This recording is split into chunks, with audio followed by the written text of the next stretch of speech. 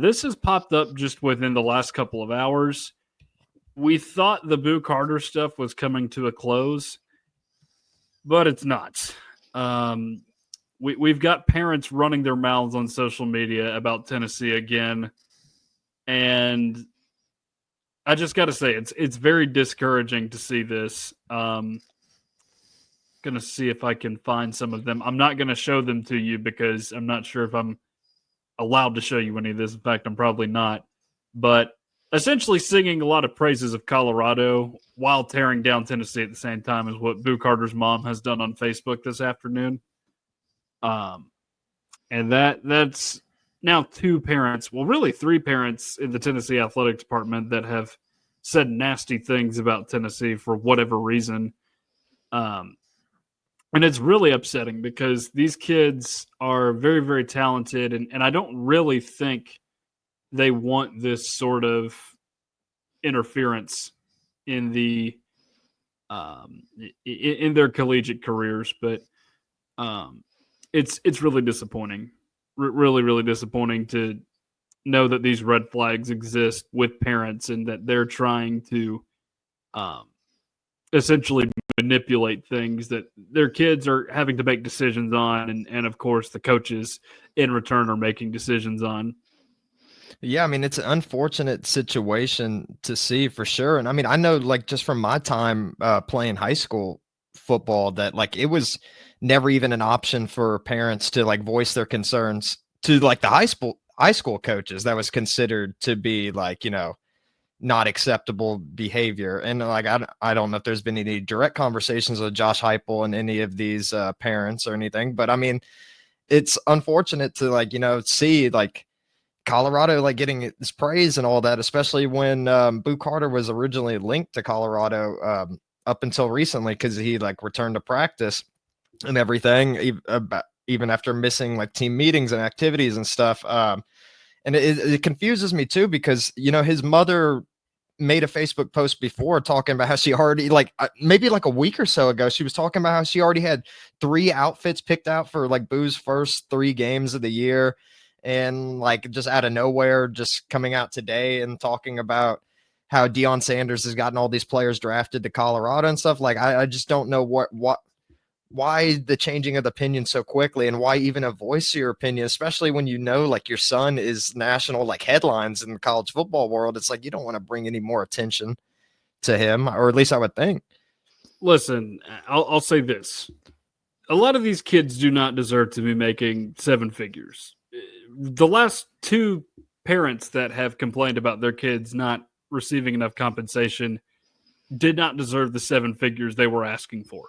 It's the truth. They haven't proven enough. Like Boo Carter showed glimpses of being a really good player last year, but when you really get down to it, do you actually think he is worth that much right now? And I don't think that's the case. And college sports are supposed to serve as this developmental bridge between high school and whatever professional league you're going into, and in this case, NFL. And these kids are getting, they deserve to make money. Obviously, we've agreed on that. If people are going to make millions of dollars off them, they got to be able to share in the profits in some form or fashion. That's fine, but I just think you're missing some key points here with some of these people, and this whole idea of maximizing your earning in college as an athlete seems a little bit counterintuitive. Because the whole goal is that you perform well enough in college to make it in the next level so that you can get those big checks from your NFL organization or whatever sport it is you're playing. And I think that's missing with some of these people right now. Well, I think another thing that hurts too is that a lot of these players are being paid solely off of their potential and not necessarily their body of work. Like the numbers that were being thrown around when Nico was first coming to Tennessee, there was rumors it's like $8 million or something like that. I think that was confirmed after a while, was it not? Oh, I'm not sure. I didn't know if it ever was confirmed or not.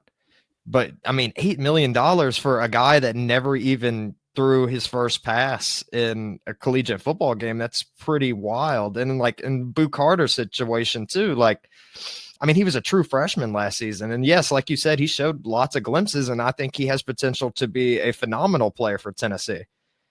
But he hasn't necessarily showed that he's worth that money yet. I think that, like, if the players that are getting paid the highest, I feel like should be the ones that have, brought their team to like a 10-win season or something like that, and like made it the college football playoffs, like show something that says that you're worth that money. I mean, I'll say, like, not to like shoot him down too much, but like, like Nico, like he had a very average season at best last season. He's probably getting paid more than 99% of college football players. And it's just like, you want, like, of course, all these players should be getting paid. We've all agreed on that. But like, keep your like ideals in check, and there's still the NFL to look forward to at the end of the day too. And you don't want to put yourself in a position where you hurt your NFL stock too, which is going back to Nico again. I think like his situation, how he exited Tennessee. I mean, I feel like that's going to be something that teams are going to be asking him about in the draft process. I don't think that's a story that's going to die down.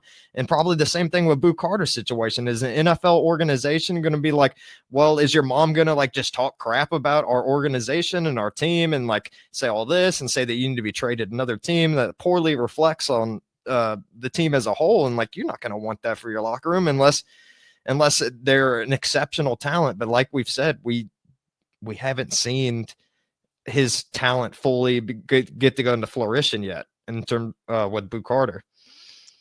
Yeah, and looking at Joe Milton's season in 2023, no Tennessee fan in their right mind would say he deserves a raise after that season. It was fine, but I don't think he would have deserved a raise.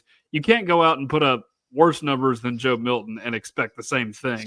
Yeah. So that's a bit of a problem. And we're seeing it too come out of Georgia. I know we don't talk a ton of Georgia on this show, but it sounds like they're hearing worse and worse things about what happened with Carson Beck and why he wound up at Miami after a while. So, I wonder at what point these college athletes are going to stop prioritizing NIL funds and focus on the larger goal here.